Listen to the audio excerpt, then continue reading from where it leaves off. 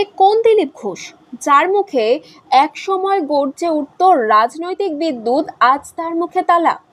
রাজনীতি থেকে কি তবে নিজেকে সরিয়ে নিচ্ছেন, নাকি সামনে বড় কোনো চমক লুকিয়ে রেখেছেন বর্ষিয়ান এই নেতা?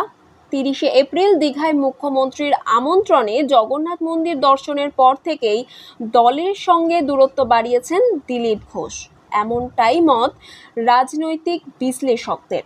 এক সময় রাজ্য বিজেপি সভাপতি, পরবর্তীতে জাতীয় সহ সভাপতি, দলে তার জাঁকজমক ছিল আলাদা। কিন্তু এখন নিউ টাউনের ইকো পার্কে নিয়মিত এসেছেন, কিন্তু 1 জুনের পর যেন সব কিছু বদলে গেছে। মিডিয়ার সঙ্গে আর কোনো কথা নয়, এই মন্ত্রে নিজেকে ঘিরে ফেলেছেন দিলীপ ঘোষ। আজ আবার সেই প্রতিশ্রুতি পুনরাবৃত্তি করলেন। প্রশ্ন করতেই চুপ, কিন্তু প্রশ্ন উঠছে কেন? উত্তর না দিয়ে শুধু মুচকি হাসি।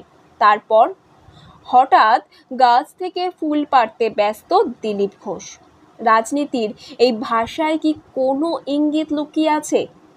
2 দল, 2 ফুল, পদ্ম ফুল আর ঘাস ফুল। তবে কি দিলীপ বাবু এবার ফুল বদলাচ্ছেন? যে দিলীপ ঘোষ একদিন মুখ খুললেই হেডলাইন্স হতো, আজ তিনি চুপ আর ফুল পাড়ছেন। রাজনীতিতে নীরবতা অনেক সময় বিস্ফোরণের পূর্বাভাস।